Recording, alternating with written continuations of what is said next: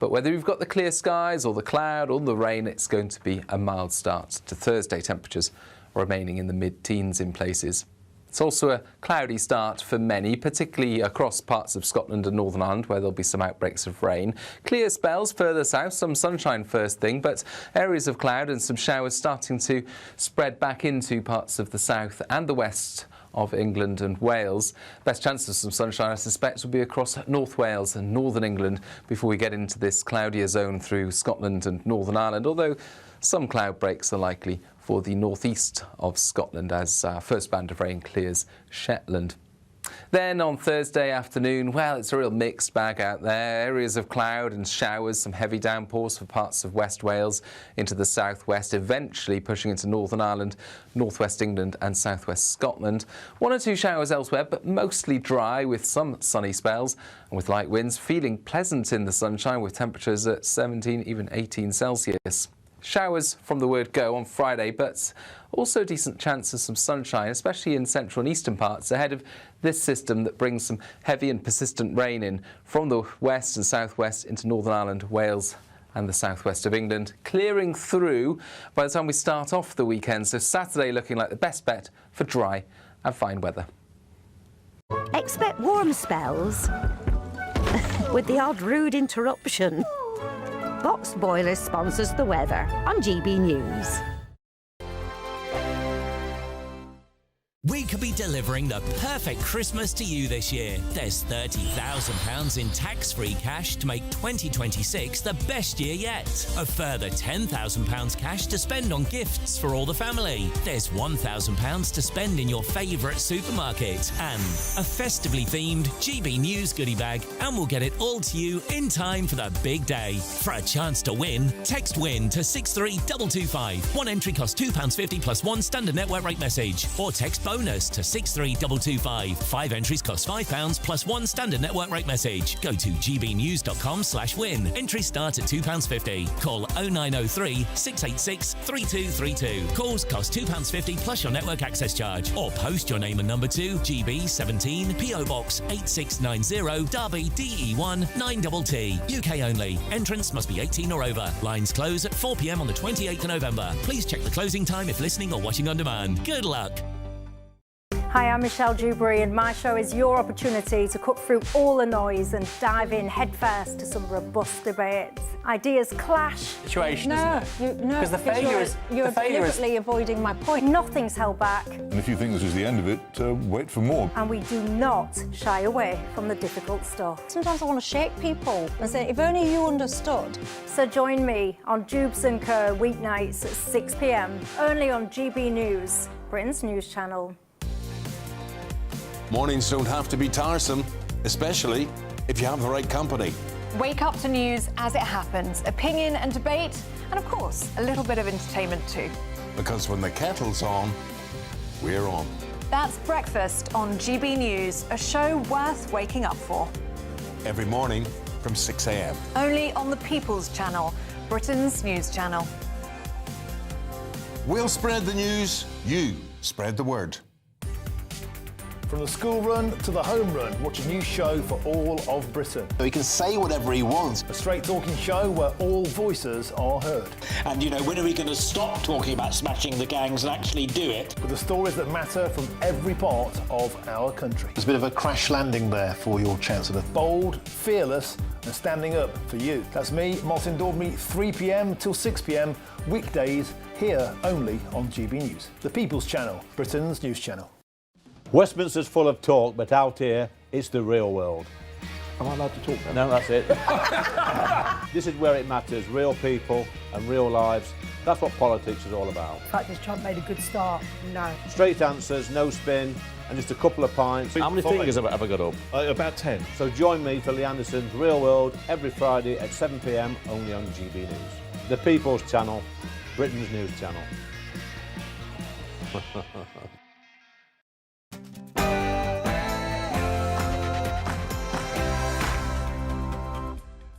Hello, good evening. It's me, Jacob Rees-Mogg, on State of the Nation tonight. Can he reassure the House that since Kabatu was released, no other asylum-seeking offender has been accidentally let out of prison? Now, the failure of the malfunctioning British state. Today it was revealed that a second foreign national was mistakenly released from prison nearly a week ago. The Lord Chancellor refused to answer in the Commons, only for it to be revealed that he had learnt of the error overnight. Will the British state ever function properly? Also, I spent 14 years in opposition, and I did a hell of a lot better than he's just done. could David Lammy's refusal to come clean to the House prove to be his political undoing?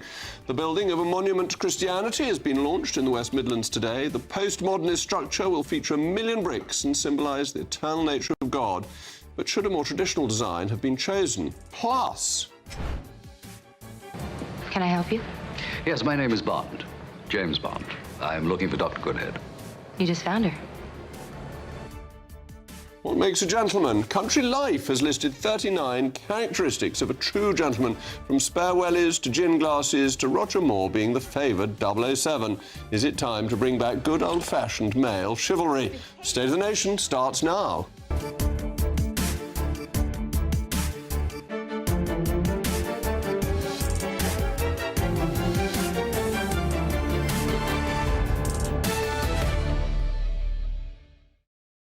I'll also be joined by my most preternaturally perspicacious panel, a former Home Office advisor, Claire Pearsall, and political commentator Matthew Stadlen. As ever, as always, let me know what you think and tell me what makes a proper English gentleman. Mailmog at gbnews.com, but now it's your favourite time of the day, the News Bulletin with Tatiana Sanchez.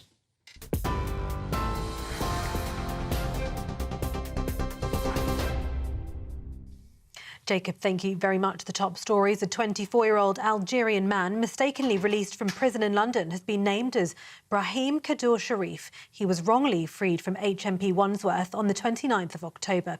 The error wasn't reported to police until nearly a week later. It's been confirmed he is not an asylum seeker but was serving time for trespass and has previously committed sexual offences. He entered the UK legally on a visit visa in 2019, has now overstayed the visa. It comes just 5 days after convicted sex offender Hadoush Kabatu was accidentally released from Chelmsford prison. Today's news, though, broke after Shadow Defence Secretary James Cartledge pressed Deputy Prime Minister David Lammy in the House of Commons on whether any asylum seekers had been mistakenly released since Hadoush Kabatu last month. Mr Lammy dodged the questions, instead accusing the Conservatives of leaving Britain's prison system in chaos.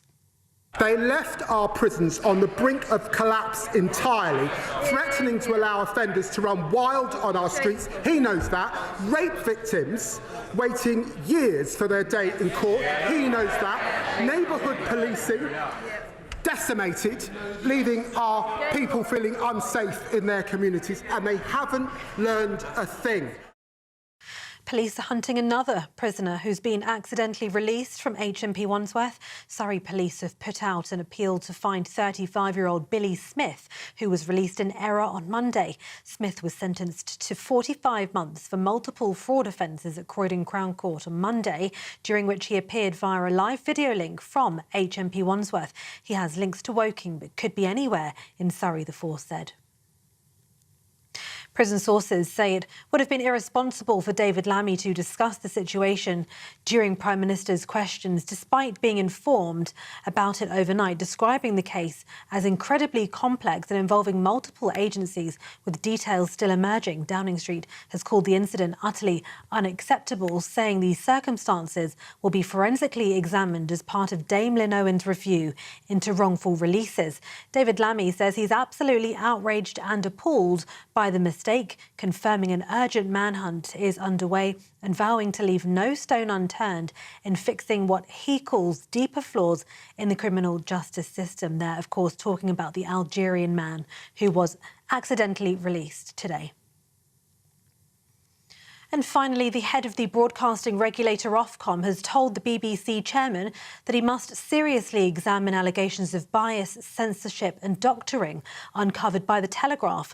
Lord Grade has written to Samir Shah, the corporation's chairman, seeking reassurances that he's investigating claims in an internal dossier that was leaked to this newspaper. The Telegraph revealed earlier this week that the BBC edited a speech by Donald Trump in a way that made him seem to say something he had not. That and other allegations emerged in a 19-page memo sent to the BBC board. Meanwhile, following revelations about alleged pro-Hamas bias, Dame Priti Patel has called on Yvette Cooper, the Foreign Secretary, to get a grip on BBC Arabic, which is regulated by the Foreign Office. Those are the latest GB News headlines. For now, it's back to Jacob. Tune into GB News Radio wherever you are, online, on DAB digital radio, on TuneIn, on Radio Player and on your smart speaker. Just say, play GB News.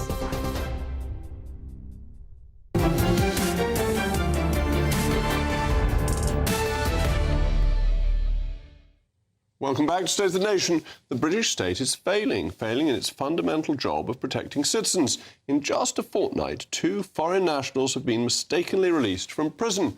1 week after the Epping sex offender Hadish Kebatu was deported after his epic failure, which led to his untimely release, another manhunt has been launched for Brahim Kadour Sharif, an Algerian convict who sauntered out of HMP Wandsworth. He is not believed to be an asylum seeker, but is understood to have been in durance vile for trespass with intent to steal. Thanks to institutional failures, he is now at large. Amazingly, extraordinarily, incompetently, it took 6 days for His Majesty's Prison Wandsworth to notify the police, as warders may not even have noticed he wasn't in his cell. Perhaps he left the pillows neatly there with a football as a head. Anyway, in Prime Minister's Questions today, the Deputy Prime Minister and Lord High Chancellor David Lammy refused again and again to say whether more migrants had been mistakenly released. Can he reassure the House? Can he reassure the House? Can he reassure the House since Kebatu was released, no other asylum-seeking offender has been accidentally let out of prison? Of course I apologise, and I'm sorry. I put in place the toughest checks we've ever had. I spent 14 years in opposition, and I did a hell of a lot better than he's just done. I'm looking forward to being up against the member for Newark next time. Well, perhaps the Lord Chancellor should have been asked who came before Henry VII. Anyway, moments later, James Cartledge revealed a second manhunt was, in fact, already underway. The Telegraph are reporting that a police manhunt has been launched for a second asylum seeker mistakenly freed from prison. The question is, Mr. Speaker, can you advise me on how I can ask the Justice Secretary whether he was aware of this when I asked him about it repeatedly in Prime Minister's Questions? Later this afternoon, it was revealed that on Monday, the 3rd of November, 35-year-old William Smith, known as Billy, was released from HMP Wandsworth by accident, the same day as he was sentenced to 45 months for multiple fraud offences. Today's news is the latest example of a failing state. Our borders are still not controlled. An Iranian migrant deported under the government's one-in, one-out scheme did the hokey-cokey and managed to return to Britain less than a month later, sailing back on another small boat. It was jolly boating weather. He remained in the country for over 2 weeks before any action was taken, but finally was removed today. Asylum claims have hit a record high, the highest in Europe, because Labour opened the door to illegal aliens and removed all the deterrents for those planning to come here. While administrative failures continue, violent crimes shake public confidence further. A Sudanese asylum seeker stalked and murdered a young hotel worker in Walsall, stabbing the young mother 23 times with a screwdriver as she travelled home from work. A Somali migrant whose asylum claim had recently been rejected killed a man in a Derby bank just hours after, threatening to kill 500 people. That is to say nothing of the countless cases of illegal migrants with criminal records being allowed to stay on frivolous human rights grounds, as absurd as a propensity for chicken nuggets and fake baptisms. Cross prisons, borders, the Home Office and the courts, the institutions supposed to keep citizens safe, delayed decisions, bungled procedures, missed paperwork, ignored warnings and left ministers scrambling to explain events only after they've been exposed by public opprobrium by the media. The British state isn't just strained, it's failing in its basic duty to keep us safe. A country that cannot control its borders, cannot lock up criminals and cannot protect its citizens deserves a better government. As ever, as always, let me know what you think. Mailmogs@gbnews.com. But I'm joined now by my panel. the former Home Office advisor, Claire Pearsall, and the political commentator, Matthew Stadlen.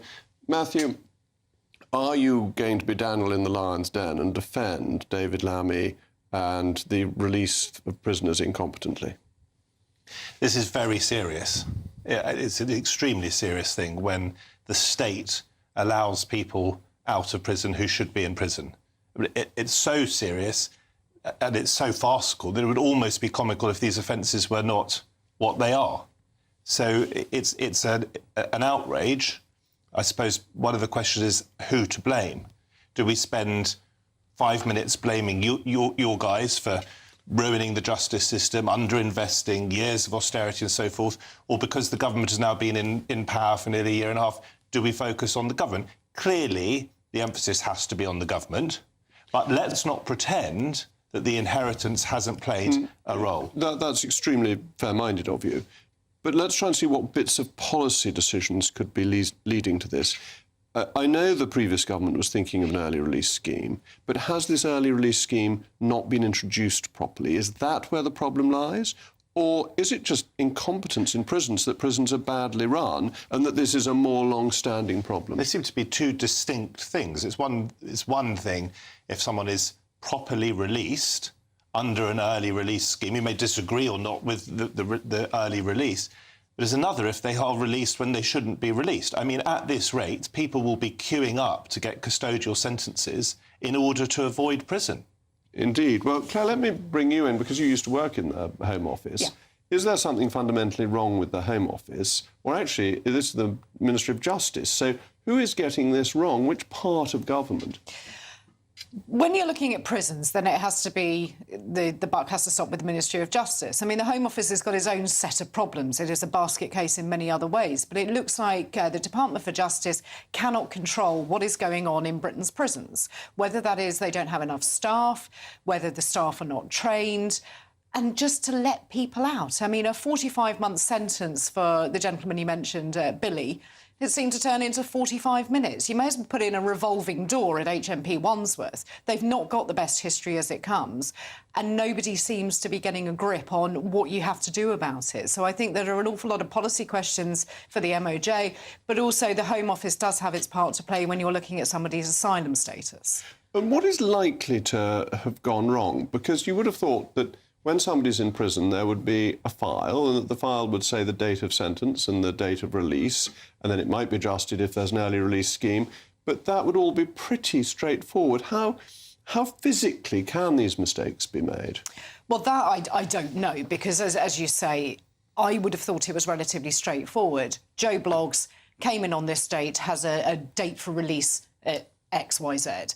That seems pretty straightforward. What seems to have happened is that nobody has seemed to realise, marry up records. I don't know if the computer system maybe wasn't up and running and they were forced to go back to a piece of paper which somebody then didn't understand. I don't know. And I think that is one of those real questions that needs to be asked of the Justice Secretary. The devil is in the detail as far as the individual cases are, the individual cock-ups. In the case of this chap, William Smith, it seems to have been a clerical error where the court wrongly suggested he was being sentenced to a suspended sentence rather than a custodial sentence.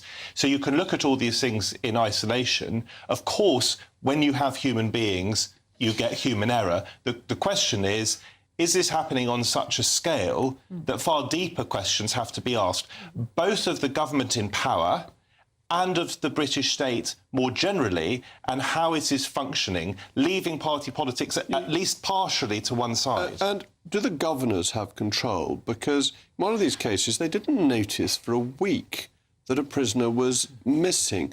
That seems quite extraordinary, that whenever one's watched documentaries about prisons, the way prisons are run, or indeed I've visited a prison, it doesn't seem that it's that lax an operation. And Wandsworth is a medium security prison. You'd have thought they would know who was there.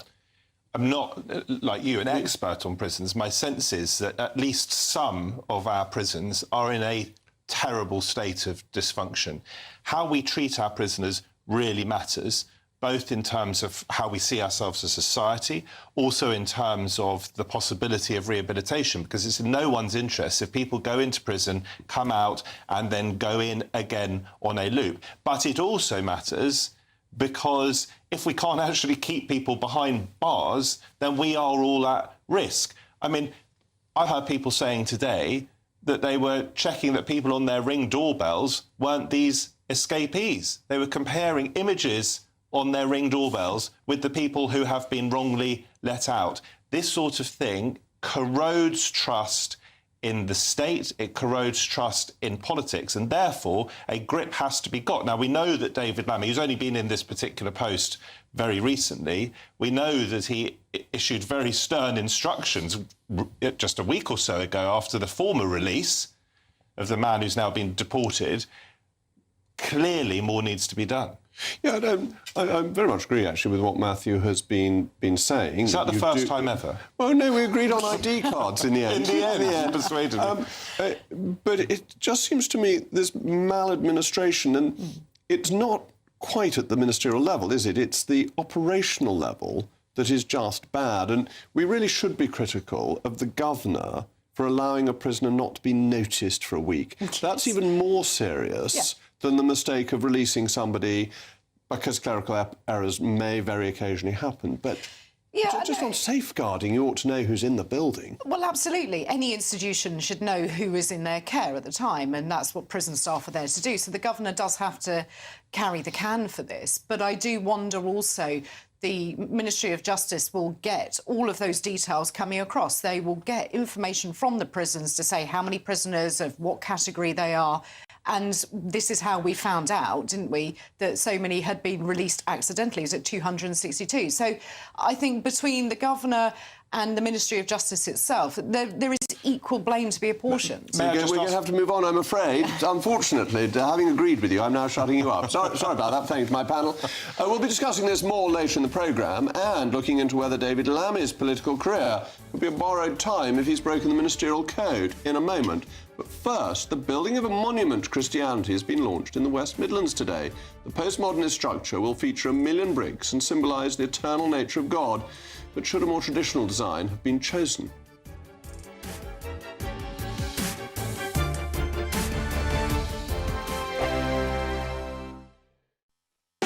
You want to know what's really going on in the corridors of power? Labour don't know what to do with you half the time, and that makes you quite lethal in the chamber. Get behind the headlines with Chopper's Political Podcast. Join me, Christopher Hope, as I sit down with the great and the good of British politics. We'll see where this ruling takes us. These are the stories shaping our nation. Chopper's Political Podcast, available now on all platforms. Listen in and stay ahead. GB News Breakfast, every day from 6 a.m. There's a lot of tables out there that won't just have turkey on it. There'll be turkey and ham, and but I know some people that will cook 3 or 4 different meats. And obviously the joy of having turkey is that you can then make a turkey curry for Boxing Day and the subsequent days. So, you know, you should be having days of curry after your turkey lunch. I think for the masses, it's still hugely popular. You know, through the festive period at the Dog, we will have hundreds of people having Christmas parties, and most of them will order our turkey lunch or dinner. And then Christmas Day, we could sell it probably 3 or 4 times. The demand for people to go out for the traditional turkey roast is still massive. But hey, look, if you don't like a roast lunch, then why force yourself to have it on the, you know, probably one of the most important meals of the day in terms of bringing family together. What about Sophie's point, Mark, about cost and spending £30, £40 on turkey? That is simply too expensive for lots of people. Yeah, I'll never be able to defend or debate that. You know, I know more than anyone the challenges around food inflation, and a good turkey has become a huge cost. But I still think where people can afford the tradition, the joy of coming together, sharing a big turkey roast meal it's a brilliant Christmas tradition. But yeah, the food inflation, That's something we've talked about a number of times, isn't it? You know, it's crippling our business and it's crippling people at homes. I suppose the key thing to look at is if you know what you're doing with it, the turkey, a good turkey will feed the family for many days. It's not just one meal. GB News, the People's Channel. Decisions made in Washington aren't just shaping America, they're shaping Britain too. From migration to global security, from crime to health. Whatever happens in the White House today will be felt in your town or city tomorrow. That's why The Late Show is live from Washington, D.C. Cutting through the politics to show you what it all means for Britain. The Late Show live every night at midnight. Only on GB News, Britain's news channel.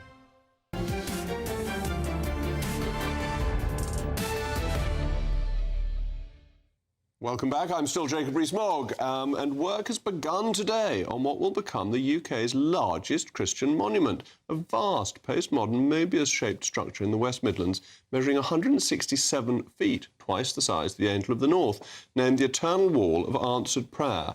It will contain 1 million bricks, each linked to a story of hope and faith, and will stand as a symbol to the eternal nature of God. But should such a modern design have been favoured over a more traditional one, perhaps akin to the Gothic architecture of England's cathedrals? Well, I'm joined now by the monument's founder, Richard Gamble. Rich, first of all, congratulations. It's a great day for you, isn't it? Yeah, it's an exciting day. It's been 21 years, 7,864 days. And all that time, it's been a dream. But today we've started digging, and so we move into reality. And a million bricks to go. Correct, yes. So the idea is that every brick will represent a story of answered prayer, and then people will be able to point their phones at any one of the bricks in the structure, and their phone will light up and it'll tell them the story of hope that lies within. So we're trying to combine the digital and physical worlds. And what is the importance of this for you, the symbolism of it? What point are you trying to get across that you've devoted 21 years of your life to? We want to communicate the power of prayer, and we want to communicate that Jesus is still alive, and that he listens, and that he answers. And actually, there's a massive society that believe in prayer and are experiencing his answers, and let the nation know that that is taking place. And in a society that's become increasingly secular, have you had any naysayers, any pushback, any people saying, surely in the 21st century, this is all superstition and why are we doing this? Well, I think it's inevitable that you get people oppose it, but I'm not sure that I buy into the secular society narrative. We did a survey a few years ago that said 50% of 18 to 24-year-olds were praying at least once a month. I mean, that's a huge number. So I think that the way it's been communicated over the years, it's been dumbed down and maybe put on mute a little bit. But I think many people, and maybe COVID has helped in this one sense, as people are calling on God like they've never done before in this nation. Well, an awful lot of people start praying when they think a plane is going to crash, don't they? Even ones who pretend they're agnostic at other times. And in your own prayer life, are there specific prayers that you might like to talk about that you've had answered? Has this been really important and instrumental to you, other than your major prayer, that this project should get going? Yes, there's been a lot. There's been a lot in line with that. Well, I mean, firstly, I'd say, for me, prayer is a conversation. It's having a conversation with Jesus. And so that's like a regular daily occurrence for me. But there have been times when I've asked him for things. One thing, I had an incurable disease in my spine called ankylosing spondylitis. Mm-hmm. Had it for about 20 years. And then one day somebody prayed for me and I felt a heat go through my spine. Went for an MRI scan and the doctor went, oh, it stopped. And in fact, I had a checkup just a few months ago and they were like, this has been 12 years now and it's still stopped. And I'm like, yeah, I keep telling you, I've been healed. And that miracles do, in fact, happen. Yeah. That the power of prayer is quite extraordinary. Yes. And you've got a million examples of this. And have the people sponsored a brick, or have they come to you with their story and their reality of faith? Well, so far we've got about 150,000 stories that have come in. So we're asking people to go onto the website, eternalwall.org.uk, and just share our story. And there's no charge to that. I don't think we should be charging money for people to share what God's done in their life. And if people want to donate, that's great. But if they just want to share the story, that's great too. My dear old church used to charge for indulgences and funded building St Peter's. So that's good historic precedent for it. And you will get the prayers. You've got some more money to raise? Yes, so we need to raise another 5 million. The monument is covered. So that's why that building's beginning.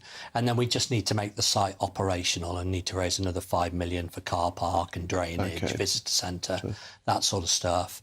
And we'd like to get to about 250,000 answered prayers by the time we open. Right, yes. And so the idea is then that we will light it up as more of the answered prayers come in. So, oh, how wonderful. So it will be a physical light shining in the darkness as more prayers are answered. Yes. OK, there is one question for you that I can't not ask. OK. It's a bit ugly, isn't it? Oh. Couldn't we have had some beautiful Gothic structure, you know, if you think of... And it's got modern architects involved. What does the King think? Well, I don't know. We'll have to have a chat with him later. But, well, we ran a global competition with the Royal Institute of British Architects. 133 architects applied from 28 countries. And the winning architect was a Christian architect called Snug Architects, and he felt God spoke to him in about 5 minutes on the design. So I'm banking on that one. But I suppose the point is, you know, we want to create a piece of art for people to discuss and provoke a discussion about prayer and what does this really mean. Well, I think some people thought St Paul's was ugly when it was built, so you're probably in very good company. Richard, thank you so much for joining me. Coming up in just a moment. I spent 14 years in opposition, and I did a hell of a lot better than he's just done. David Lammy ignored the ministerial code, and could this be his political undoing?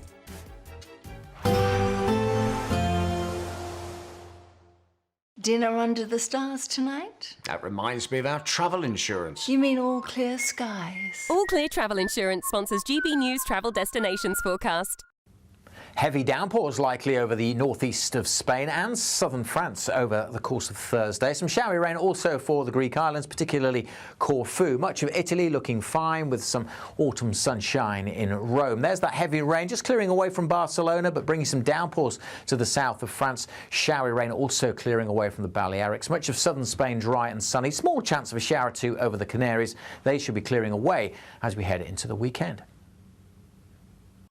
All Clear Travel Insurance sponsors GBNews Travel Destinations Forecast.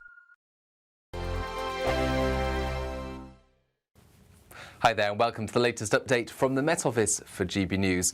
It is very mild out there for bonfire night. Clear spells, yes, but some showery rain, increasingly so by dawn. However, not nearly as wet as it has been in some places so far this week. We've still got low pressure in charge. That's bringing this mild southerly airflow. It's also pushing the more persistent rain into parts of northern and central Scotland. The rain, though, turning more showery as the night wears on. Those showery outbreaks most likely in the north and the west. Further east, we keep mostly dry and clear weather.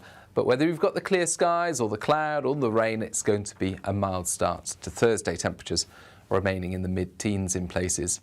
It's also a cloudy start for many, particularly across parts of Scotland and Northern Ireland, where there'll be some outbreaks of rain. Clear spells further south, some sunshine first thing, but areas of cloud and some showers starting to spread back into parts of the south and the west of England and Wales. Best chance of some sunshine, I suspect, will be across North Wales and Northern England before we get into this cloudier zone through Scotland and Northern Ireland, although some cloud breaks are likely for the northeast of Scotland as our first band of rain clears Shetland. Then on Thursday afternoon, well, it's a real mixed bag out there. Areas of cloud and showers, some heavy downpours for parts of West Wales into the southwest, eventually pushing into Northern Ireland, northwest England and southwest Scotland.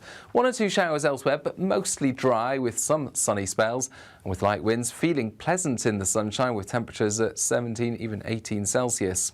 Showers from the word go on Friday, but also a decent chance of some sunshine, especially in central and eastern parts, ahead of this system that brings some heavy and persistent rain in from the west and southwest into Northern Ireland, Wales and the southwest of England, clearing through by the time we start off the weekend. So Saturday looking like the best bet for dry and fine weather. Exciting news. Every Friday, my Patrick Christie's Tonight Show is going to have a twist to it. We're welcoming some special guests. You. That's right, on Fridays I'm going to be doing my show in front of a live studio audience because this show is about you and what you have to say. It's going to be the same big debates, same big topics, same big opinions. But every Friday night at 9 p.m, you are invited to come on down to Patrick Christie's Tonight to be a part of the action. Only on GB News, the People's Channel, Britain's news channel. Hi, I'm Michelle Dewberry, and my show is your opportunity to cut through all the noise and dive in headfirst to some robust debates. Ideas clash. Situation, no, isn't it? Because the failure is... You're deliberately avoiding my point. Nothing's held back. And if you think this is the end of it, wait for more. And we do not shy away from the difficult stuff. Sometimes I want to shake people and say, if only you understood. So join me on Jubes & Co. weeknights at 6 p.m, only on GB News, Britain's news channel.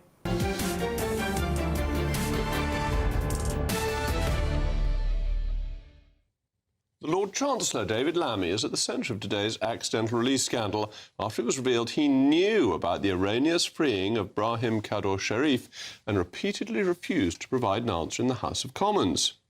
Of course I apologise, and I'm sorry. I put in place the toughest checks we've ever had.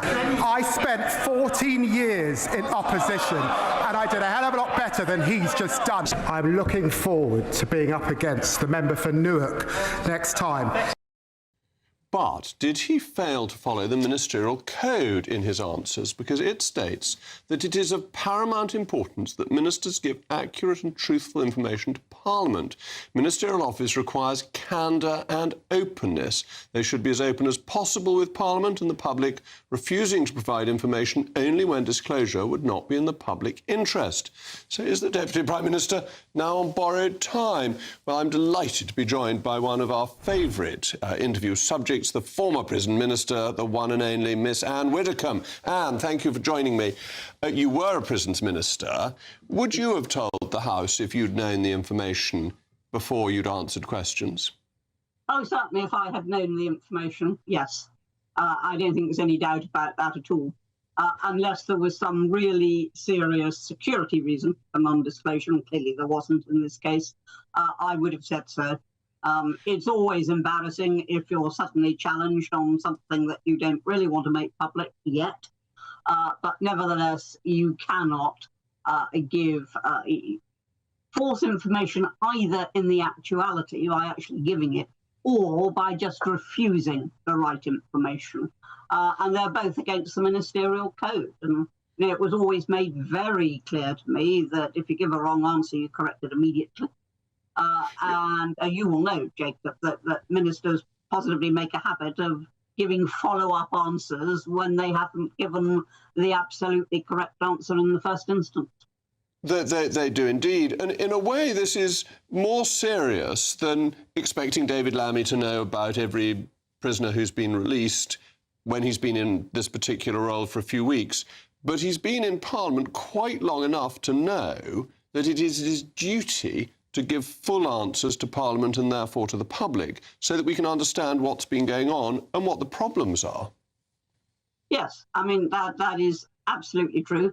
Even if he had hedged it by saying that at the moment the prison service was looking at another possible case, etc., etc., even if he'd hedged it like that, then, you know, that would have been better than the blank wall that he actually erected. So, yeah, I mean, I don't think there's any doubt that he's broken the ministerial code, and I don't say that lightly. In fact, I very rarely say it.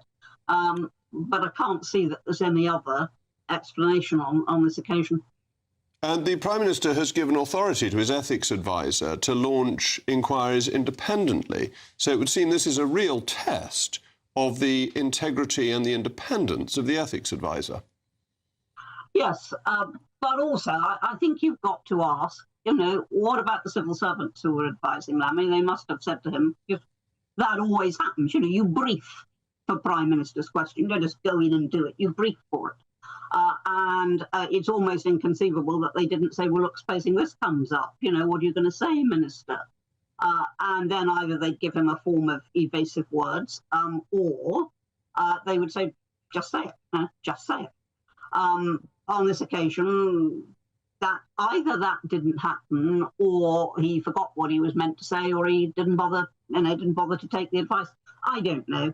But, you know, what I do know is you don't go into Prime Minister's questions just totally unprepared and hoping to give extempore replies. And if you're caught like that, then you have to answer. Now, look, the truth is Lammy's not very bright. You know, this is the man who thinks that Henry VII succeeded Henry VIII. He's not the brightest button in the box. And therefore, perhaps you don't get the sort of quick reactions from him that you might expect to get from other politicians, whether Labour or Tory. Indeed. Well, Anne, thank you very much as always. I'm now joined by my panel, Claire Pearsall and Matthew Stadlen. Claire, in a funny way, it's very often these technical mistakes that get politicians into the most trouble. A failure of candour in front of the House of Commons when it was already being reported in the newspapers. And this is it. And I think that it's going to come down to what your view is. Did he actually answer the question?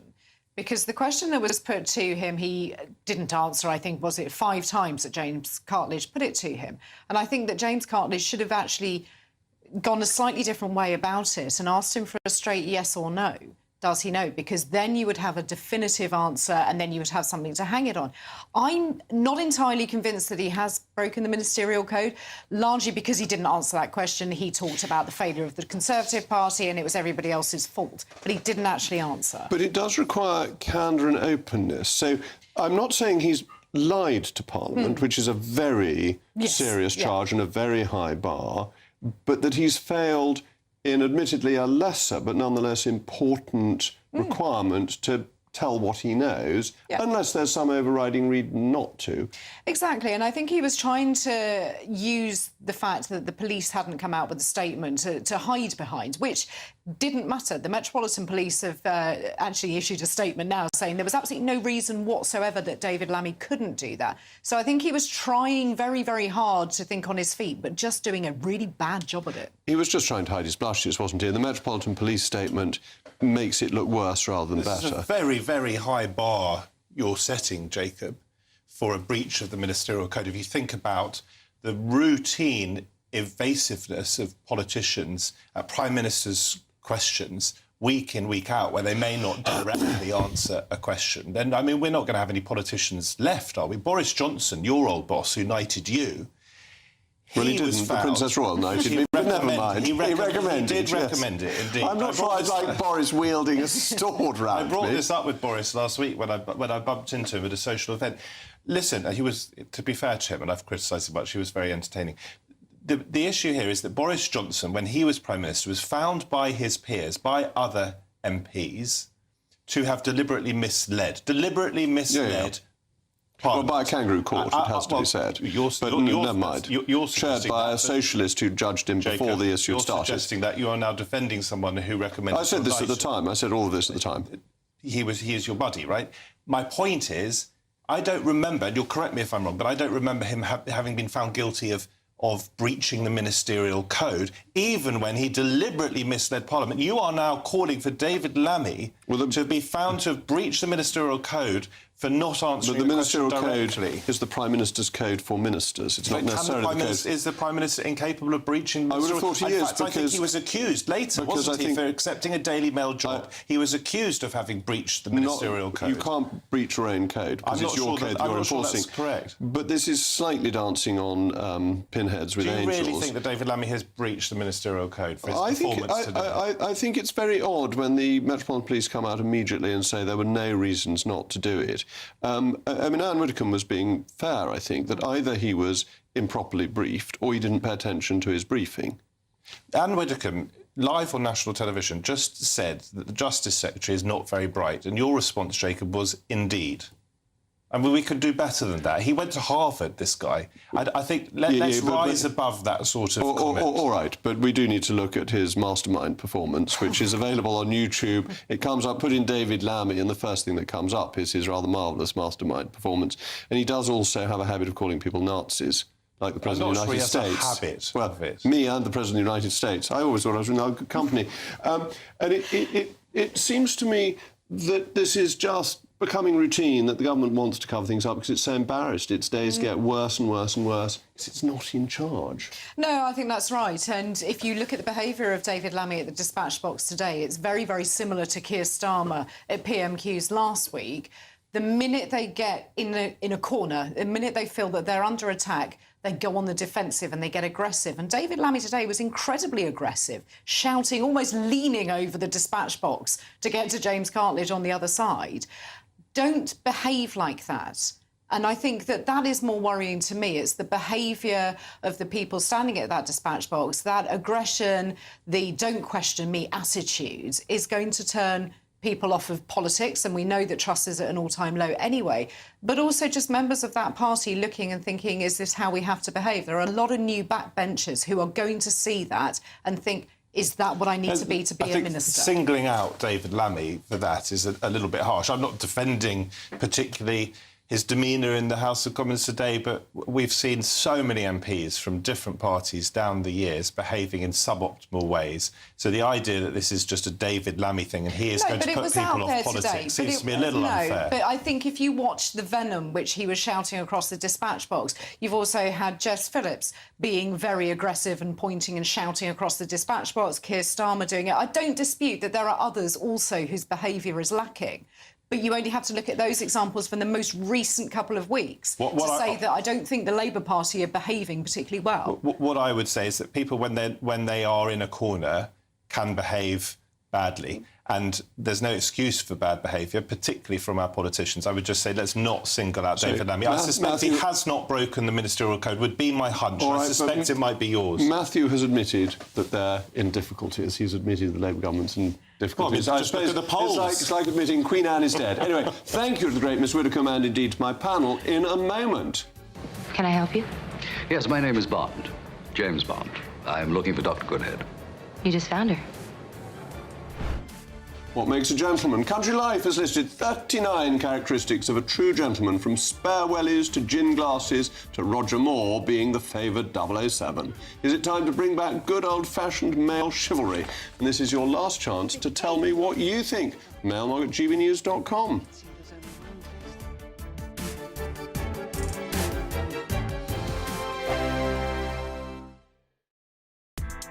Join me, Nana Akwe, for an informative, interactive news programme with a difference.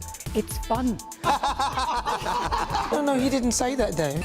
I'm so surprised. I think there's an element of truth to that. Join me from 3 p.m. every weekend, only on GB News, Britain's news channel. From the school run to the home run, watch a new show for all of Britain. He can say whatever he wants. A straight-talking show where all voices are heard. And, you know, when are we going to stop talking about smashing the gangs and actually do it? With the stories that matter from every part of our country. There's a bit of a crash landing there for your Chancellor. Bold, fearless and standing up for you. That's me, Martin Daubney, 3 p.m. till 6 p.m, weekdays, here only on GB News. The People's Channel, Britain's news channel. Westminster's full of talk, but out here, it's the real world. Am I allowed to talk No, now? that's it. This is where it matters, real people and real lives. That's what politics is all about. In fact, has Trump made a good start? No. Straight answers, no spin, and just a couple of pints. How many fingers have I got up? About 10. So join me for Lee Anderson's Real World every Friday at 7 p.m, only on GB News. The People's Channel, Britain's news channel. You want to know what's really going on in the corridors of power? Labour don't know what to do with you half the time, and that makes you quite lethal in the chamber. Get behind the headlines with Chopper's political podcast. Join me, Christopher Hope, as I sit down with the great and the good of British politics. We'll see where this ruling takes us. These are the stories shaping our nation. Chopper's political podcast, available now on all platforms. Listen in and stay ahead. Decisions made in Washington aren't just shaping America, they're shaping Britain too. From migration to global security, from crime to health. Whatever happens in the White House today will be felt in your town or city tomorrow. That's why The Late Show is live from Washington, D.C. Cutting through the politics to show you what it all means for Britain. The Late Show live every night at midnight. Only on GB News, Britain's news channel. Britain deserves a newsroom that puts the facts and your voice first. Well, and that's what you get on GB News. Lively debates, lively conversation. And we're not afraid to hold power to account. And each other. So join me, Andrew Pearce. And me, Miriam Gates, for Britain's Newsroom, weekdays from 9:30 on GB News. At GB News, we love to hear from you, our loyal community. So drop us a line at gbnews.com/yoursay. There you can talk to each other and also to the presenters live on air. gbnews.com/yoursay, because GB News is your channel, Britain's news channel.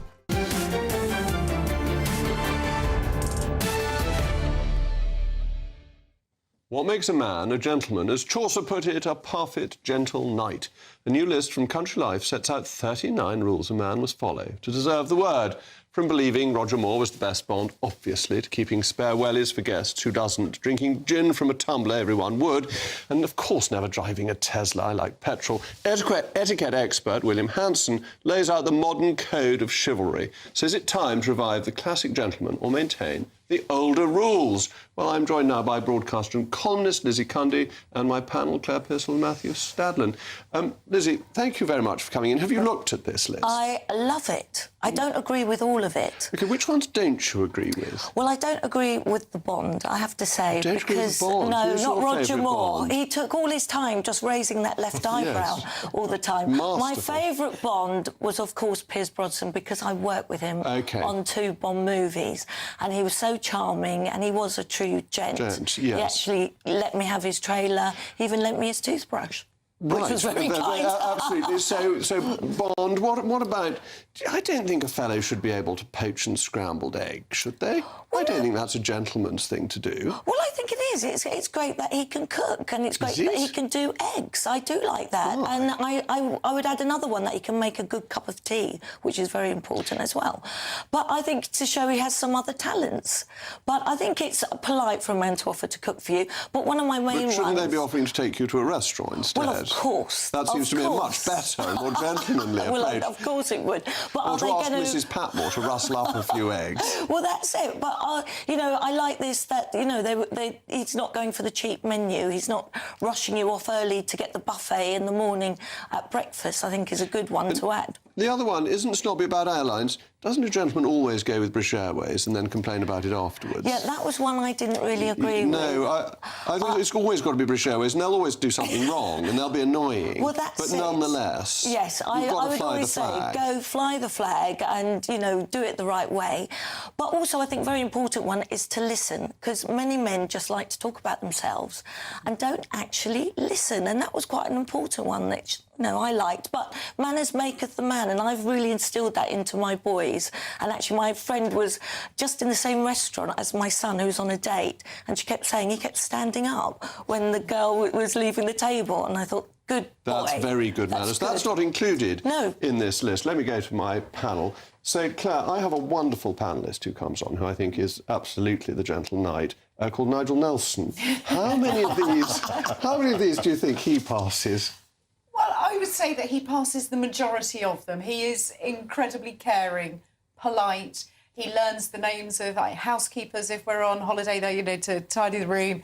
He always learns their name because he thinks it's polite, and he thanks them. And I like that. But I think Lizzie's right to be able to listen.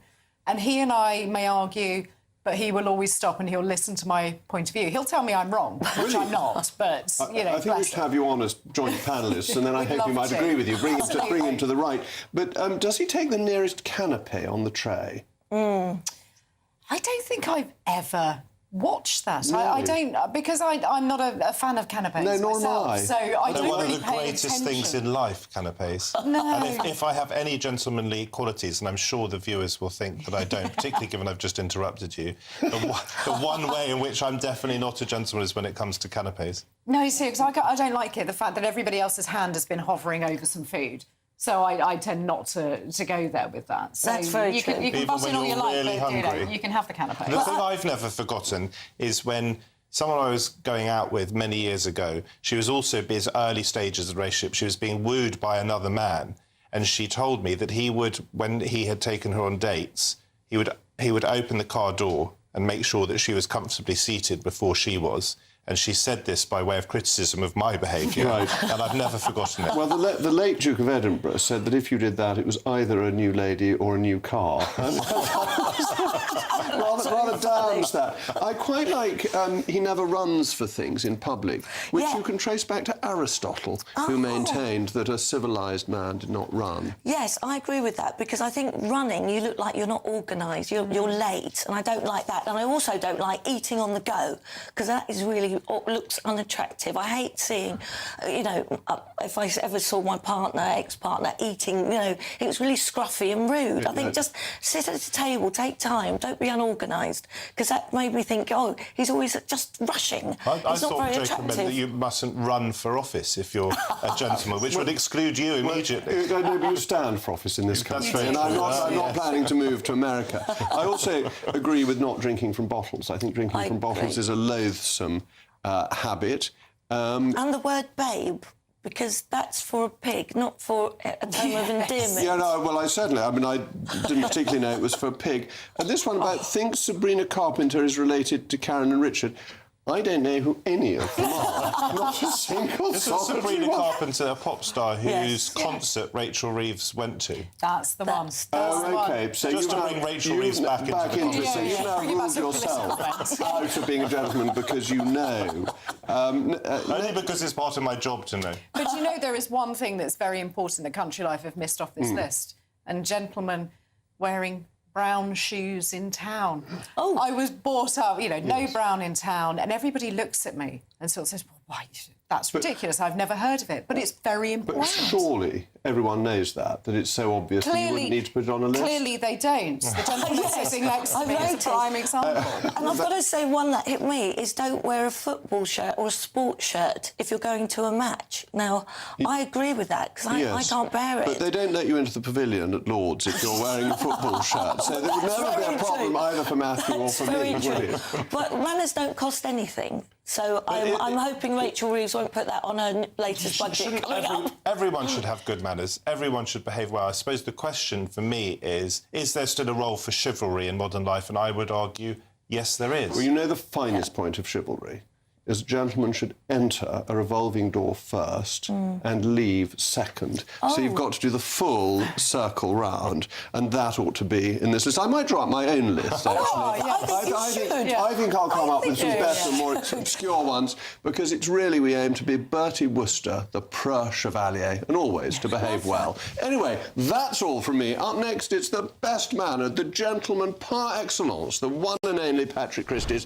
Patrick, what is going to be on your programme this evening? Well, thank you very much for that wonderful introduction, Jacob. Very undeserved there. But, right, well, look, loads on. I mean, it's essentially the David Lammy show, isn't it? I think he's a national and indeed international embarrassment for this country. Catastrophic performance in the House of Commons earlier on, but a very serious undertone to it, isn't it? How many foreign sex offenders are actually on the run at the moment? And just to add to that, there's a devastating exclusive by the wonderful Alison Pearson in the Daily Telegraph. We are now accepting foreign sex offenders as asylum seekers despite knowing that they're doing things like flashing kids in playgrounds. Stay tuned.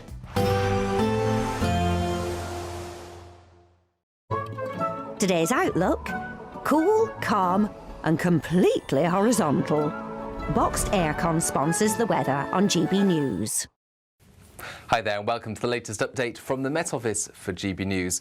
It is very mild out there for bonfire night. Clear spells, yes, but some showery rain, increasingly so by dawn. However, not nearly as wet as it has been in some places so far this week. We've still got low pressure in charge. That's bringing this mild southerly airflow. It's also pushing the more persistent rain into parts of northern and central Scotland. The rain, though, turning more showery as the night wears on. Those showery outbreaks most likely in the north and the west. Further east, we keep mostly dry and clear weather. But whether you've got the clear skies or the cloud or the rain, it's going to be a mild start to Thursday. Temperatures remaining in the mid-teens in places. It's also a cloudy start for many, particularly across parts of Scotland and Northern Ireland, where there'll be some outbreaks of rain. Clear spells further south, some sunshine first thing, but areas of cloud and some showers starting to spread back into parts of the south and the west of England and Wales. Best chance of some sunshine, I suspect, will be across North Wales and Northern England before we get into this cloudier zone through Scotland and Northern Ireland, although some cloud breaks are likely for the northeast of Scotland as first band of rain clears Shetland. Then on Thursday afternoon, well, it's a real mixed bag out there. Areas of cloud and showers, some heavy downpours for parts of West Wales into the southwest, eventually pushing into Northern Ireland, northwest England and southwest Scotland. 1 or 2 showers elsewhere, but mostly dry with some sunny spells and with light winds, feeling pleasant in the sunshine with temperatures at 17, even 18 Celsius. Showers from the word go on Friday, but also a decent chance of some sunshine, especially in central and eastern parts, ahead of this system that brings some heavy and persistent